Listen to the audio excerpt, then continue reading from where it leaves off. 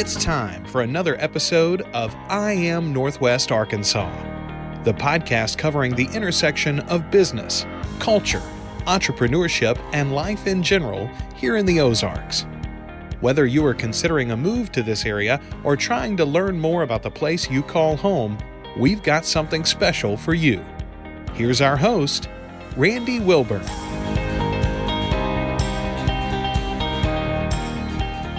Hey folks, and welcome back to another episode of I Am Northwest Arkansas. I'm your host, Randy Wilburn. I'm excited to be with you as I always am. I'm sitting here in the Furman Garner Performance Center here at KUAF, the only public radio station in Northwest Arkansas. And as I always say, I love the fact that I've had the opportunity to partner up with KUAF. Of course, as you know, and I'll always mention this, we are featured on Ozarks at Large every Tuesday, both at 12 noon and at 7 p.m. So I really want to encourage you to check out KUAF if you haven't tuned in to the public radio station that we have here and all of the wonderful programs that come out of this station. I want to encourage you to do that. But, actually getting to partner with KUAF was one of the highlights of me starting this podcast. And that happened almost 4 years into the podcast. And we're going strong after a year plus. And we're so excited every time we get to come into this Furman Garner Performance Studio that I always want to give a quick and shameless plug to the folks here at KUAF and all the amazing work that they do to create awareness and keep folks informed throughout Northwest Arkansas and the River Valley. So without further ado, I have an amazing guest today. And this is somebody that, as you hear me say often, when I connect with people, I always want to get to know them a little bit better.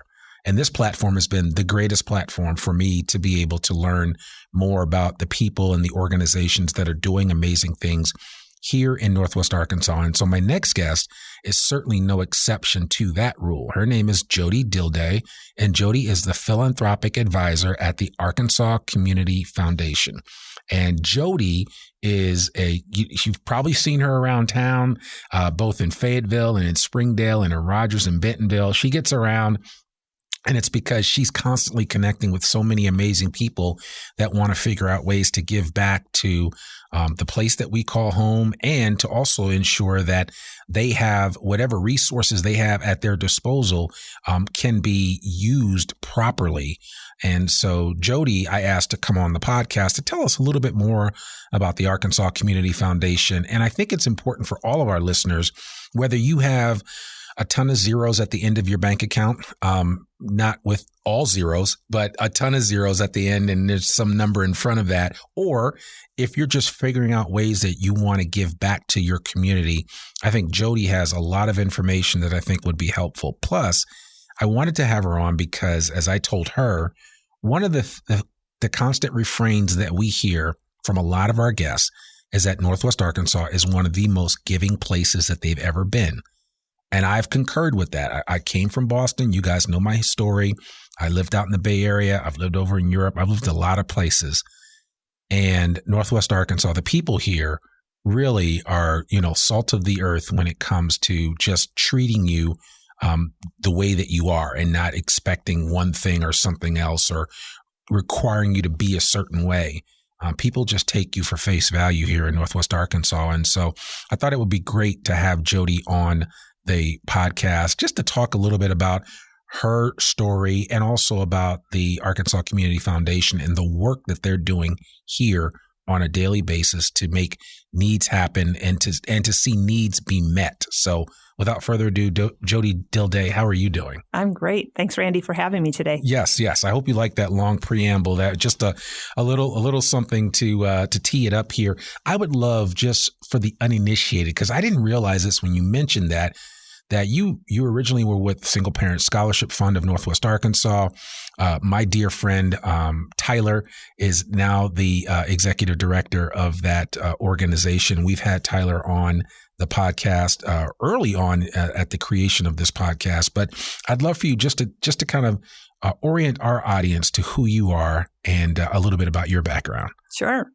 Well, I was fortunate enough to move to Northwest Arkansas when this doesn't sound like it was fortunate at the time, when I was a senior in high school. In the middle of the senior year of high school, my folks decided to move to Arkansas for a job opportunity. And I saw that as an opportunity myself. and attended the U of A in the fall that year. And I've always wanted to aspire to be a social worker. That was what I decided I was going to be when I was a very little girl. And so I studied social work and spent some time in the field of child welfare before I discovered fundraising. And so my career led me to the American Red Cross and then to Single Parent Scholarship Fund of Northwest Arkansas, where I served as the executive director for 10 years. And that is where I was introduced to the Arkansas Community Foundation and fell in love with the concept of endowment, which we'll talk about more. And so I've been now with Arkansas Community Foundation for going on 7 years, serving as a philanthropic advisor, or in another way to say it, a matchmaker between generous people and the important causes in our community. Yeah, no, I love that. That's awesome. And, I guess you could have ended up in a worse place, right? But Northwest Arkansas has become what it is today. What I just quickly before we move on, what do you compare Northwest Arkansas to when you think of it as a 17/18-year-old coming here for your senior year in high school versus what you see today? It was kind of a quiet, sleepy little place when I moved here at age 17. And it was the same at its core because people were friendly, and there were still then a lot of transplants. A lot of folks that I met when I first moved to Northwest Arkansas were not native. So in some ways it was very much the same, but it certainly has grown in leaps and bounds and just unimaginable, really. Yeah. And so I would say probably at that point in time, you were dealing a little bit with the Walmart effect, but the Walmart effect has really taken root in this area and has impacted every segment of our society here in Northwest Arkansas. Yeah. I like to say in Northwest Arkansas that Walmart is the sun and everything revolves around Walmart. Right. And I don't think I really noticed that until maybe about 10 or 15 years ago. That's funny. So, yeah, I love that. Yeah, and we were talking how there's so many different aspects of Walmart that people sometimes don't fully take into consideration. The people the longtime people that have been here, the friends of Sam. I don't know if anybody has read Sam's biography, but it really tells some tremendous stories around all of those people that were there with him at the beginning that stayed loyal to him and to his vision. And they were in turn handsomely benefited from that what's the best word? That their loyalty to Sam, as far as that's concerned. And just, I mean, he was just a great retailer, bottom line. And so I certainly encourage anyone, and I'll put a link in the show notes to read his biography. And also I'm going to put a link in the show notes to another good podcast called Founders. And the guy that does Founders did a really good episode on Sam Walton. And he talked about how, Sam was a student of retail. I mean, he went out and studied under Saul Price, who started the Price Club. Saul Price was also the guy that encouraged or really mentored the people that started Costco. And so there is a relationship in that retail tree when you think of like Walmart and Costco and Sam's Club, and they're all kind of interrelated because they have an understanding of how buyers buy and how you're supposed to properly retail. And so it's just really interesting stories, but I'll put a link in the show notes to some of those podcasts because I think it would really be worth a listen. I think they would enjoy it, and you can check that out as well. But yeah, so before I moved here, there was no neighborhood market and there was no super center. Yeah. Walmart was very much like other big box stores of that time. Sure. And so it's just all evolved since then. Yeah, it's a lot different. It really is. So tell me a little bit about the Arkansas Community Foundation and all the work that you guys do. Help us have a better understanding of this organization. Yeah. Well, it's a big kind of thing to describe, but let me just put it in some simple ways. So as I said, we exist to really help be a matchmaker between generous people and the causes that need our support. One of the way, we like to say, and I really think that this is very true, we want to build the kinds of communities where our kids will want to raise their kids. Yeah. You know, Arkansas gets a bad rap sometimes in other parts of the country. You think? And we know that Arkansas is a wonderful place to live. And we want to make sure that our kids know that too, and that they want to stay in the communities where they're raised rather than leaving to go to the big cities and exciting places. There's so much opportunity right here. So with that in mind, one of the tools that we use it's an indicators report called Aspire Arkansas, and it's a website, aspirearkansas.org, that looks at the issues that we are facing in our communities county by county. And so if you are an individual who has some time or some resources that you want to contribute and you don't know where to start, well, you can start at aspirearkansas.org and drill down into your county and find out where there are real needs. So that's one way. And that's sort of the DIY way. Do it yourself, get online, figure it out. Or you can pick up the phone and say, I want to speak to a philanthropic advisor. And that's where I come in and get to really know somebody's heart and what their values are and how they want to see the world changed. And then I will help play matchmaker for them. So that's sort of the touchy-feely side. So we got the data side, then we have the touchy-feely side. And then there's also the side, how do I give my philanthropic resources, my dollars, in a way that is smart from a tax perspective? Now, we're not tax attorneys and we're not CPAs, but we can help you with strategies that will help you from a tax perspective as well. So those are kind of three buckets, if you will, of how we work with folks from the data side, from the value side, from the tax side. Yeah. Do you find that one area is heavily utilized versus another, or? I would say that personal interaction with the philanthropic advisor, because people want to describe and they want to, sometimes just by talking through how they want to see the world change, they'll start, it's almost like therapy. They start to figure out, I need to be giving to this. If my primary concern is around issues of poverty, then why am I giving to this thing or this other thing that don't necessarily align? So, we can really help people that way. Another thing that's interesting about the Community Foundation is we are a statewide organization. So community foundations as a sector, there's about 800 of them in the United States, and most of them are really local. You've got like the Denver Community Foundation, the Dallas Community Foundation, the Silicon Valley Community Foundation. Well, Arkansas has the Arkansas Community Foundation. So we exist and we are here to serve our statewide population. And we do that through our local affiliates. So I like to give this analogy since we're talking about Walmart. I think it fits well. At Walmart, you've got the headquarters in Bentonville and you've got stores in all the communities. At the Community Foundation, our headquarters is in Little Rock, and we have stores or affiliates throughout 29 communities in Arkansas. And all of those affiliates have a part-time executive director, and they have a local advisory committee that helps them determine where grant dollars should go in their community.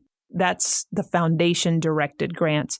However, what I was talking about earlier is primarily donor-directed grants, and we can talk more about both sides of the house if you want to. Yeah. But anyway, so what's nice about that is that we've got local people living in local communities, understanding the needs in local communities. And so our philanthropic advisory services are really informed, not by somebody sitting in Little Rock deciding what you might need in Bentonville or Centerton or Gravette, but by folks in Northwest Arkansas who understand the dynamics of our region. That's called boots on the ground. That is called boots on the ground. That is. So do you cover just Northwest Arkansas, or do you cover, I'm assuming you cover Benton? You specifically, your office covers Benton and Washington County, maybe Madison, or? Yeah. So I personally work for a satellite office of our headquarters. So I'm here as a regional representative, and I really work from Bella Vista to Russellville. Oh, okay. So all the way down to the River Valley. Yep. I cover the 479. Okay. And I work with our local affiliate executive directors. So we have Stacy in our Fayetteville affiliate, and we've got Jessica in our Fort Smith affiliate, and I've got Janelle in our Carroll County affiliate. And I work with them and their board of directors kind of as their Well, I work to support them as they work with donors. Yeah. Okay. All right. That makes sense. Well, and as I was saying earlier, my experience has been kind of on a case-by-case basis with different organizations, and then having to go through the pandemic. I really got a feel for the folks that were out there really trying to support people. And I'll use one individual as an example, Nate Walls from Secondhand Smoke. And Nate basically fed half of Northwest Arkansas, and with basically no budget, but there just always seemed to be pork or chicken or you fill in the blank food showing up at his doorstep for a couple of years there during the pandemic, because he was meeting a need of food insecurity that does exist here in a place where we have a Fortune 1 company. So, just because you have economic success in an area doesn't mean that everybody is benefiting from that success. Tangentially, yes, there might be some relationship there, but I say all that to say is that there's always going to be a need to be met. However you choose to meet that need is ultimately up to you as an individual. And I always tell people, whenever people would come to me and say, I want to give, but I don't have a lot of money to give. Well, you can give of your time. You can give of your talent.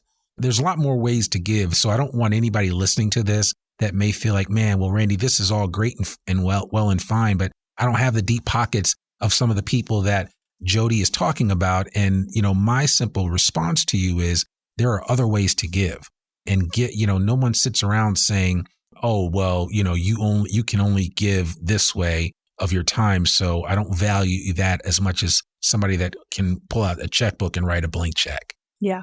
And I would say, I like to say in Northwest Arkansas, especially, if you are somebody whose name begins with a W, you don't necessarily need the resources of the community foundation. You have a foundation at your disposal. Absolutely. It is your foundation. Yeah. We exist for the everyday philanthropist. Yeah. We exist so that, the mom and pop that, have some resources that they want to give or dispose of before retirement or after retirement. We're here to help be the foundation. You don't need a private foundation when you have a community foundation. We're here to serve everyone. And I think that distinction is important for people to understand, right? And so, when I think of like the Bill and Melinda Gates Foundation and others, those primarily were developed as a vehicle for them to distribute and put their wealth out there for a variety of reasons. So I think it's just important for people to have an understanding of that and know that there's a solution out there for everybody. Yes. So we are the vehicle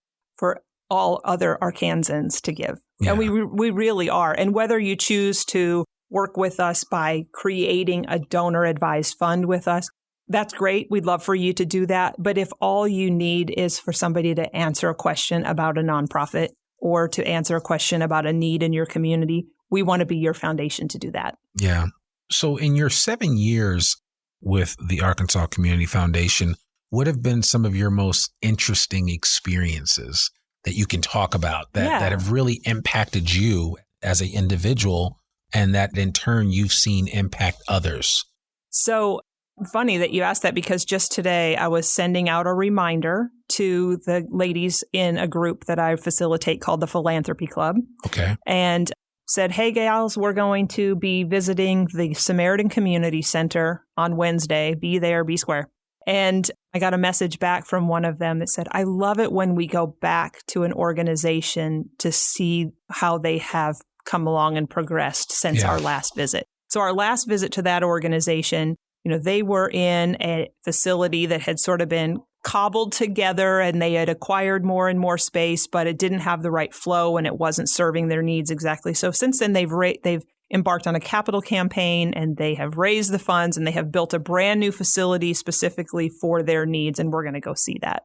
So, my group of ladies, we didn't fund that necessarily, but to just see the growth within organizations. Another one that we got to tour recently was the new Children's Safety Center. Okay. Where is that Washington located? County. In Washington County. It's right there near Arkansas Children's Hospital. Yep. And by the Naturals Ballpark. And that was another example of an organization that had existed for 20 plus years in one location, cobbled together, making do. And now they have the facility that was designed to meet the needs of their mission. And so seeing our nonprofit friends and colleagues sort of grow up and buy the real new house. It's custom built, is great. Speaking of that philanthropy club, that's been a really interesting and rewarding experience as well. This started with, I was working with one donor who said, I want to know more about the needs in our community. Can we go and visit some of these nonprofits? And I said, sure. We started scheduling a few visits. And after about 4 visits, she turned and looked at me and said, that's a lot of work for these nonprofits that they're going through just for me to come and visit. What if we invited some friends? Mm-hmm. And so she invited a friend and I invited a friend. And now we were 4 ladies going out to visit nonprofits. And now we're 44. Wow.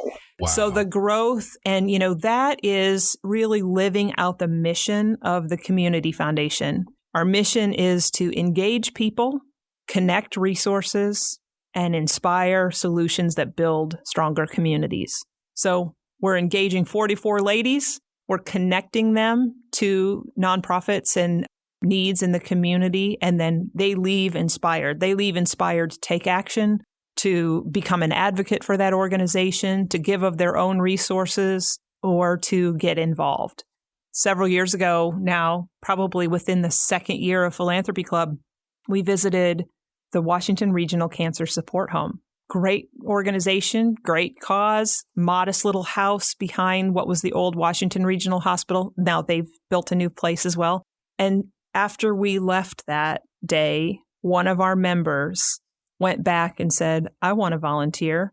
She became, or is now, the Tuesday front desk person. She has volunteered there every Tuesday ever since. So one connection, one meeting with that nonprofit and seeing the need that exists in the community and how that nonprofit is equipped to address that need, she's like, sign me up. I want to be a part of this. And so now she is a recurring weekly volunteer there. And so, it doesn't have to be writing a check with multiple zeros, right? Yeah. Well, she's giving of her talent. She's giving of her talent and her time. And so that's really cool. Another quick story, it happened during the pandemic. We got a really generous contribution. At that time, this was early on. Remember when the governor was doing these daily press conferences? Yeah, I remember. Probably week 1 of the pandemic, Governor Hutchinson said, if you want to give, if you want to support pandemic relief efforts in Arkansas, do that through the Arkansas Community Foundation COVID Response Fund. So we had established our disaster relief fund. We had opened it up to accept donations for COVID relief, and we started granting out. Well, we got a nice, generous contribution from from a couple who were a transplant. They walked by the television. They saw the governor. They saw our CEO. They said, we need to do something. They sent a generous contribution. I picked up the phone to thank them for that because they happen to live in Northwest Arkansas. We started chatting. Over the phone, I started to hear a little bit about their heart for giving back to this community. We stayed in touch, and now I'm their philanthropic advisor. I've been able to connect them with Arkansas Advocates for Children and Families, which is a cause that they are very passionate about. They've been really generous to the Fayetteville Library and to the library in Bentonville. And so just continuing to get to know these folks and to understand how they want to see the world change and evolve and become better and stronger. And so that's really the joy that I have, is just to walk alongside people as they uncover that. Yeah, I love that. And I love those kind of stories because, a lot of times the little serendipity happens and things just kind of work themselves out, and people just find out through, no fault of your own, Yes. And so when those come together, it's really nice. So, and it's got to be exciting. Tell me a little bit about the ways, I know you kind of broke down a couple of the different ways that people can work with the Arkansas Community Foundation. Can you just give us just a quick understanding of each area so that we have a better, so if I decide to come to you and say, listen, I have a heart to give, I'm going to say, hey, I've got X amount of dollars. These are the things that I'm most passionate about.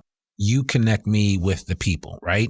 Then there are other people that come to you and say, hey, I'm looking, and again, there's nothing wrong with this, but I'm looking to make the most tax advantaged gifts that I can make, right? That's a pool of people. And then, of course, you have just the other programs that you do and how you support them. Kind of walk us through each of these so that we have a better understanding of how you meet the needs of our local community and our local community of givers? Yeah.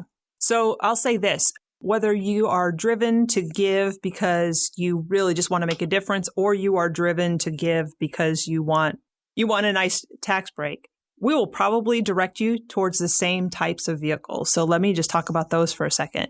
At the Community Foundation, we offer charitable funds. We have options of charitable funds for people to use. You've probably heard the term donor advised fund. Yep. It's a hot topic. It's been in the news of late just because it's one of the most popular, fastest growing vehicles for giving. So, for many years, most of us we still do give a charity that comes across our radar. We like it.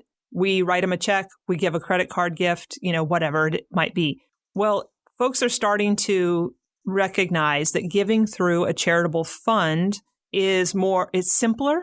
It's easier to keep track of what you've done. And there's some tax advantages to giving that way. So we would encourage folks to consider establishing a donor advised fund at the Community Foundation. There are plenty of other ways that you can create donor advised funds. Fidelity and Schwab and these big box outfits have donor advised funds. But if you choose to use a donor advised fund at the Community Foundation, then the fee that you're paying, because you're paying a fee wherever you go, the fee that you're paying is actually coming back to Arkansas in the form of grants to support communities around the state. So it's kind of like shopping local, buying local. Yeah.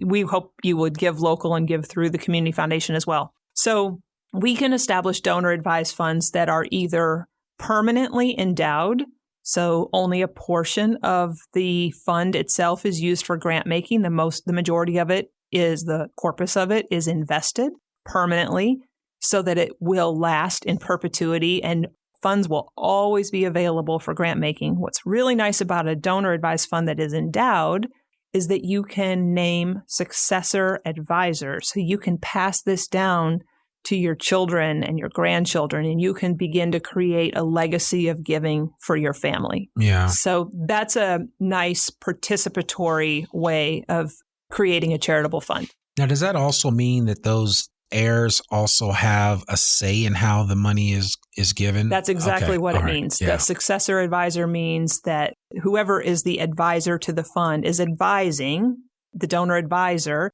is advising the Community Foundation where we should make those grants. So Mark and Jody Dilday have a very modest fund at the Community Foundation. And already I invite my children to participate in that. At Christmas time, I'll say, each of you get to give a grant this year. Where do you want us to make the grant? They'll tell us, we'll do it. But at the end of our lifetime, my three kids will then be the advisors, and they'll have to fight with each other about where they're going to give their charitable dollars away. And hopefully that continues to perpetuate itself with the next generation of Dildays. That's right. Yes, that's right. I love that. I love that. So that's an endowment. And, when we think about endowment, I think oftentimes we think $1 million or more. Yeah. That an endowment, we think of endowments in relation to universities and to hospitals, but we don't always think about endowments that are with our smaller nonprofits. But actually, that is how our smaller nonprofits grow up and become sustainable, is to have an endowment.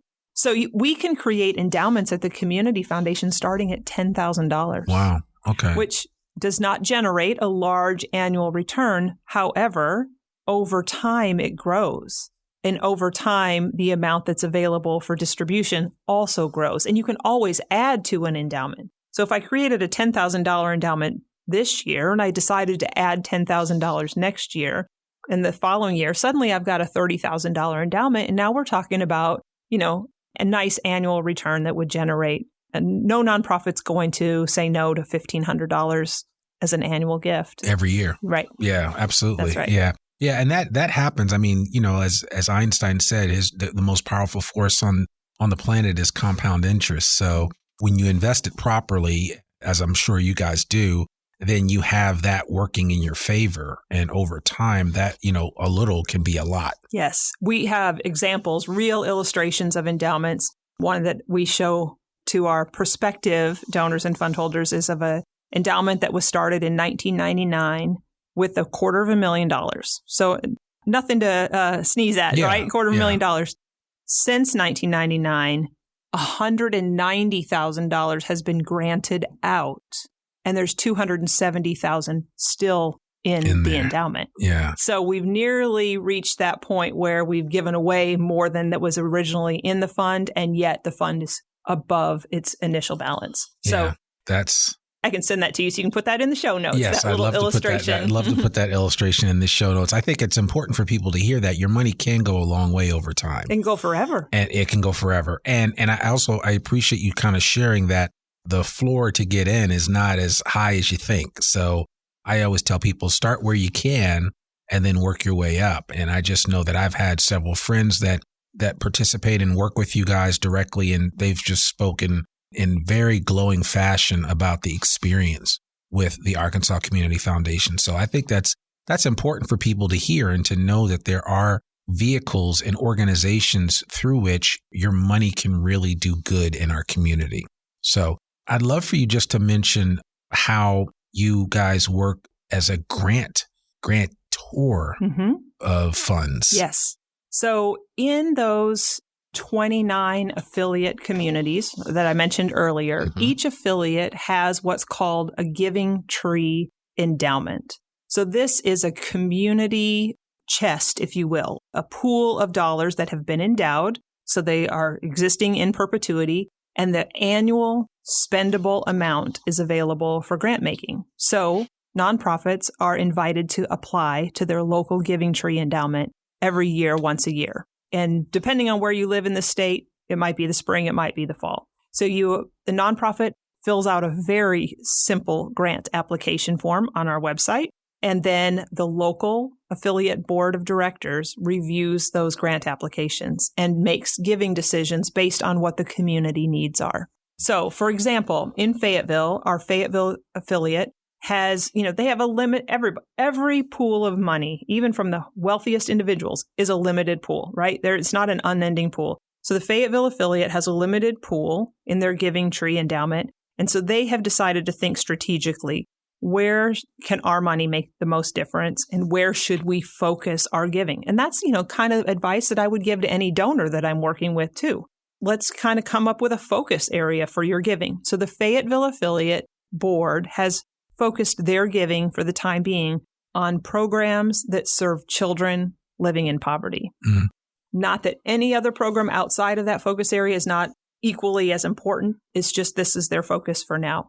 So that local advisory board has the authority to make the grants out of that pool. I might have been a donor that gave to that endowment. You might have been a donor that gave to that endowment. And we are trusting the local advisory board to make grant decisions on our behalf, because they are the ones with boots on the ground who have been charged with that responsibility and are thoughtful and diligent and intentional in making those grants. So could I, living here in Northwest Arkansas, tag my giving to that specific endowment just for Northwest Arkansas? But then could I also say, hey, I also want to give to this community in the Delta? I mean, do you have that flexibility, absolutely. Right? Okay. Mm-hmm. Yeah. We've got a donor in Lowell who is from Monroe County. And so he supports nonprofits in Northwest Arkansas, and he supports the Monroe County Giving Tree because he wants to give back to the community where he was raised. Yeah, I love that. So, I mean, I know at the time of recording this, there are pretty much 2 times a year where there are big giving events that happen in Northwest Arkansas. How do you educate people around those events in addition to just everything else that's going on? Because I know that sometimes there can be this perception that there is a little giving fatigue that sets in, right? Sometimes. And especially, I mean, I don't know about you, but during the pandemic, it was like every day there was just, it was this fund and that fund and this cause and that cause. And they may all very well be tremendous programs and causes and funds. How have you encouraged or consulted people that have kind of struggled with giving fatigue, just because it just seems like every time I turn around, somebody needs something, and it's just kind of the way that it is. Mm-hmm. But I'd be curious to know how do you view that, and what are your thoughts? I would say that donors can approach their giving the same way grantors can approach their giving, and that is decide that you're going to give once or twice a year, and that in the off. So say you're going to give in June and December. Yeah. So you spend January through May collecting those requests so that you sit down in June and you look at all the requests that you have received and you decide, with my limited resources, which of these needs is the most compelling, is the closest to my heart, it maybe is the closest to my values, and make decisions from there. Yeah. So, what I hate to see for any donor, whether that's a corporate sponsor or an individual, is buyer's remorse. Yeah. Oh, I wish I hadn't given to that thing when this bigger need came around, or this thing that was closer to my heart came around later. So kind of set parameters around when you're going to give. That would be one thing. The other thing I would encourage them to do is to really explore the needs. What does data tell us about the needs in our community? Because some things are maybe really close to our heart, but there's a lot of people already giving to that, or where the need is not as great. What is the true, real root needs in our community? And maybe and it depends on how you're wired. Are you an analytical person Right. or are you I got to give based on emotion? So, understanding your own giving style and your own, what drives you to give is, I think, also important. And you want to be, it's okay to feel that, and you should feel that reward and that sense of, I've really done something with my giving. And we want people to feel that. So using aspirearkansas.org, our indicators report will give you some data on where there are true needs. And then I would say, think about what is your budget for giving for the year and use it accordingly. Yeah. Okay. Well, that's perfect. And I actually like that idea, because then it lends itself to, giving from a plan, right? And not just kind of on a whim. Now, and of course, there are times when needs to happen. But yes. If you really take the approach that Jody is suggesting, then you can kind of look at things in their totality and not just feel like every time you're giving, it's a knee-jerk reaction to somebody's hitting you up with some really good copy in an email that's, converting you to say, oh, I'm going to give. It's like, well, okay, let me put this in this basket, and I'm going to take a look at all of these over this period of time and then determine what I'm going to give. Because I'm going to tell you right now, while there may be time constraints on certain giving situations, most people will take your money whenever you can give it. That's right. That's right. So you don't have to worry about that. So, one illustration that I like to show people is that you can plan your giving. So say I'm going to give $6,000 a year this year to charity. I might decide to take 50% of that and set that aside for the things that I know are my highest priority. I've got 3 favorite charities. I'm going to give 50% of all of my giving to those 3 charities. Yeah. I might set aside 25% of my budget, or it might be less, could be 10%. This is going to go to those impulse. Like I hear KUAF is, doing their radiothon, and Right. I want to make a gift because, oh yes, I was just reminded and I forgot to include that on my priority list. So that's my impulse give. Well, then I might also have a little bit reserved for when my friend comes to me and says, hey, Jody, I serve on the board of directors of this organization, and I want to invite you to consider supporting our mission this year. I want to give to my friend because my friend is giving their time, and I trust that they know something about that organization that I haven't learned yet. And so I want to give to that. So you can kind of divvy up your overall budget in a number of ways. And that's just one scenario. Okay. No, I like that. That's really good. And it certainly is food for thought for anyone out there that's trying to kind of get a grasp around their giving and come up with a plan. Because it sounds like most of all that you guys do, you guys being the Arkansas Community Foundation, is all plan based. I mean, you kind of plan it out, and it's not just kind of haphazard. Yeah. We want people to feel really good and know that what they've done is what they wanted to do. Yeah, absolutely. I've got a lady that I worked with to help her get started. And she said, I just want to stop giving $25 to everyone that mails me, sends me something in the mail. And I want to give more larger, impactful gifts to fewer charities. And I said, let's spread it all out. And we collected all the requests that she got for a year.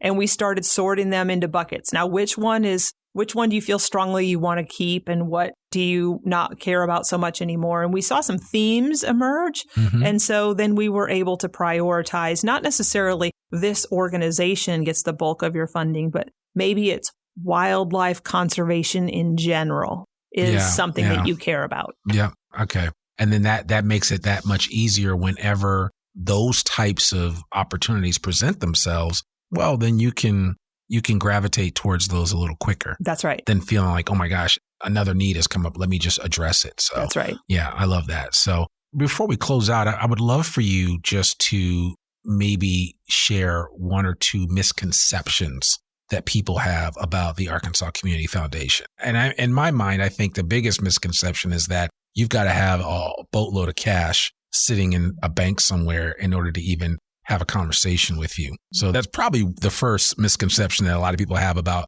doing business with the Arkansas Community Foundation and getting some advice and guidance. But I would love for you to share one or two items of that and maybe something else. Well, here's one that's kind of out of left field for the conversation that we've just been having. And that is, a lot of the folks that we are trying to connect with are folks who work in the professional advisor realm. So that would be a CPA, a tax planning attorney, or a wealth manager. So oftentimes those financial advisors and wealth planners think that the community foundation is going to come in and we're going to take the money that they've been managing and, bring it into the community foundation, and suddenly they've lost their customer. Nothing could be further from the truth. We want to come alongside the wealth manager and help become. So if I am a high net worth individual, I've got a team of people that are helping keep me on the straight and narrow. I have a CPA, I have an estate planning attorney, I have a wealth manager. We want to be your philanthropic advisor. We want to come alongside the rest of your team and work together. Mm-hmm. So that would be one misconception. Another would be that if I'm going to work with the community foundation, I have to plunk down that money today. No, we can help create a plan, a fund that is deferred and will essentially be funded at the end of your lifetime. So we can create for the Dilday Family Fund could exist at the Community Foundation, and there could be $0 in it, mm-hmm. hopefully for another 35 years, or at least because I want to live a long time. But at the end of my lifetime, I might decide that from my estate plan is where the assets will go into the fund, the Dilday Family Fund at the Community Foundation. And at that time, that triggers the start of grant making. So we can create funds with people that have $0 in them today that we're going to get a step up and running at the end of their lifetime. Okay. That makes sense. Yeah. It's almost like giving to like the Christmas fund every year, except for its long-term commitment. And at the end of your life, you'll have that benefit to be able to give away. That's right. So, yeah.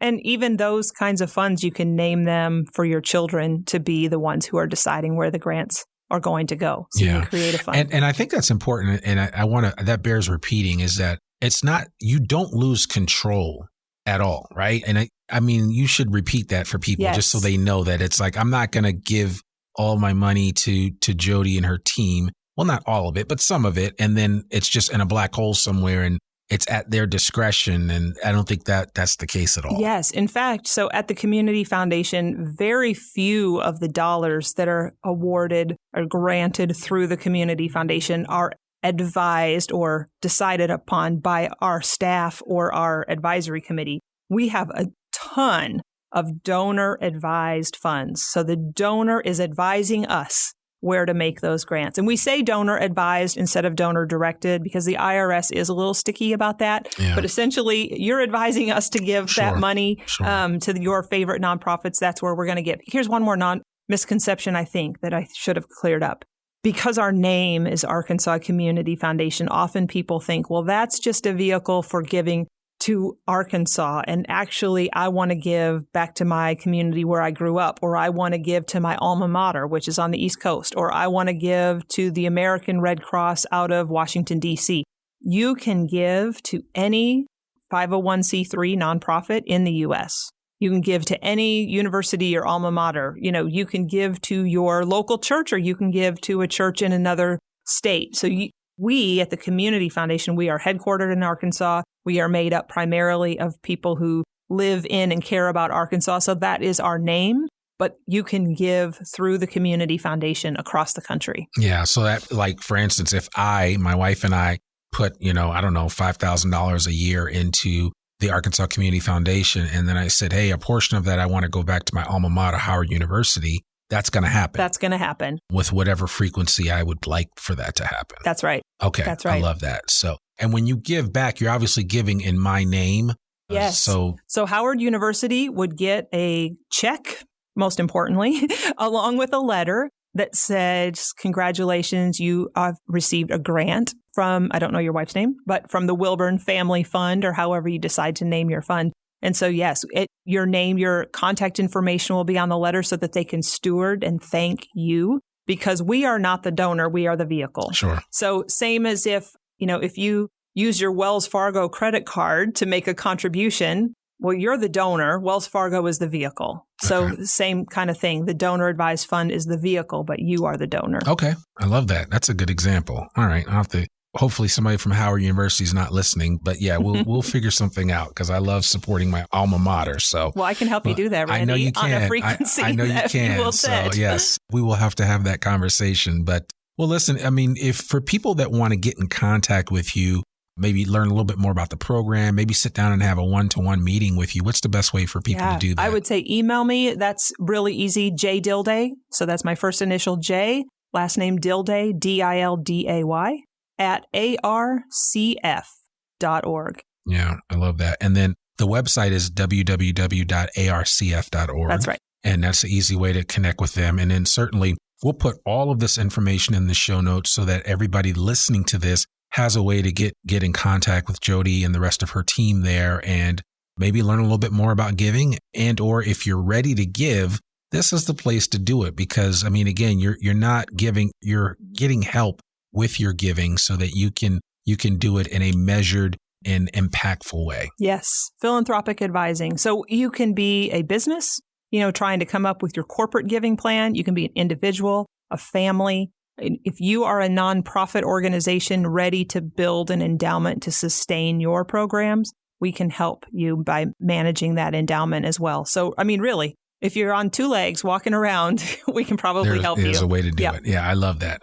Okay, well, that's perfect. Well, I appreciate that. Thank you so much for joining me. This was certainly well worth the wait. I'm finally glad that we had a chance to sit down.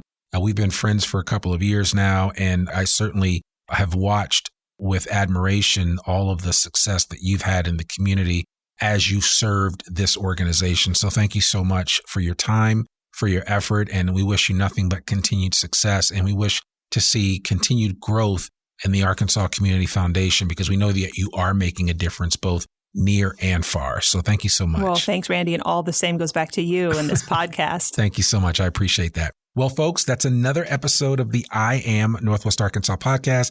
To learn more about us or to read or download the show notes from today's episode, visit IamNorthwestArkansas.com. You can listen to this podcast and sign up for our free newsletter to keep up with us and all things NWA. Sign up today. You can follow the I Am Northwest Arkansas podcast wherever you listen to it. And please, please, please consider rating and reviewing us on your podcast platform of choice. And especially if it's Apple Podcasts, we would love a review there. I also want to remind you that Apple Podcasts now offers automatic transcripts for your podcast. So if you look at my podcast on Apple Podcasts, you will also see the transcript and hear all of the beautiful words that come out of my mouth. So I want to encourage you to consider using that platform. I don't think Spotify is quite there yet, but Apple Podcasts was the first, and they're still the best when it comes to that. So I want to encourage you to take advantage of that. Remember, our podcast comes out every Monday, rain or shine. I'm your host, Randy Wilburn, and we'll see you back here next week for another new episode of the I Am Northwest Arkansas podcast. Peace. We hope you enjoyed this episode of I Am Northwest Arkansas. Check us out each and every week, available anywhere that great podcasts can be found. For show notes or more information on becoming a guest, visit IamNorthwestArkansas.com. We'll see you next week on I Am Northwest Arkansas.